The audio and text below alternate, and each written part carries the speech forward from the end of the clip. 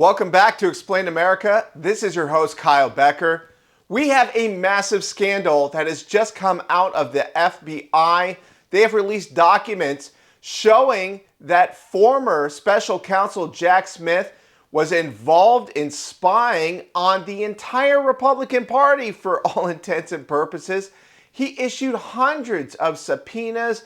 He spied on over 100 Trump allies, and this new release of documents, well, it blows the cover off of this scandal, and it is just as big as the original Spygate. This is Spygate Part 2. They learned nothing, and we're going to break this down for you. But please like, share, and comment at Explain America. We appreciate your support for common sense journalism. Well, Special Counsel Jack Smith, we knew from the very beginning he was a political hatchet man.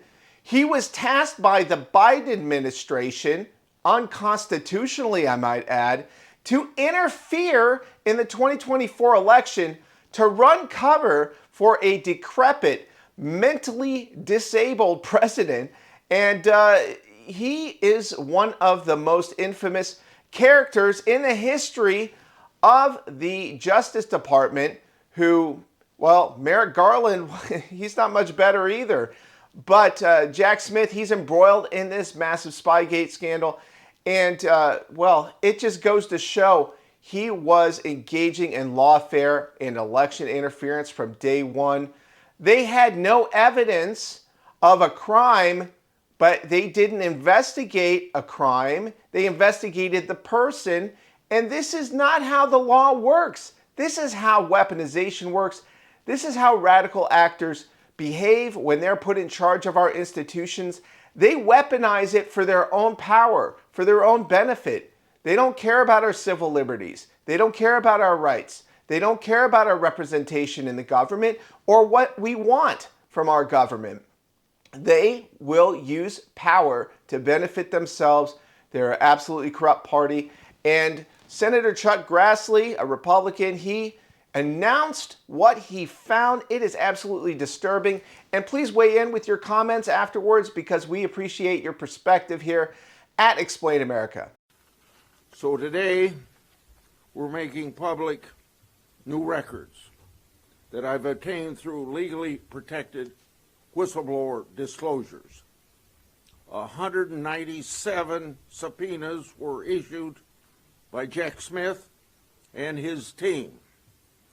These subpoenas were issued to 34 individuals and 163 businesses, including financial institutions. And one of the points of contact on many of these subpoenas was that person I previously named Special Agent Walter Giardino. The subpoena requested records and communications related to over 430 individual and organizations. All of them appear to be aimed at Republicans. A subpoena to Event Strategies requested records relating to Turning Point USA and the Republican Attorney General's Association. One subpoena to Apple sought records relating to Trump and the January 6th prison choir.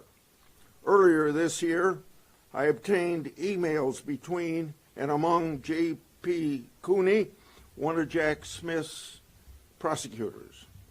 That email exchange was March 2023 about a partisan news article on January 6th, and this is what Cooney said in the email. Can we do some work to nail down Trump's role in this, perhaps with the same process on Ed Henry's LLC, end quote. Just the next month, April 2023, Jack Smith and his team subpoenaed Apple for records relating to the very issue. A subpoena to an individual sought records and communications with, quote, any member, employee, or agent of the legislative branch of government, end of quote. Another subpoena to an individual sought records relating to communications with media companies such as CBS, Fox News, Fox Business, Newsmax, Sinclair, and others. Other subpoenas to a bank, individual, and businesses sought records relating to White House advisors Stephen Miller, Dan Scavino, Jared Kushner, and Lara Trump. Some subpoenas to individuals and businesses sought statistical data and analysis relating to donors and fundraising efforts. Arctic Frost was the vehicle by which FBI agents and DOJ prosecutors could improperly investigate the entire Republican political apparatus. Contrary to what Smith has said publicly, this was clearly a fishing expedition. If this had happened to Democrats, they'd be as rightly outraged as we are outraged.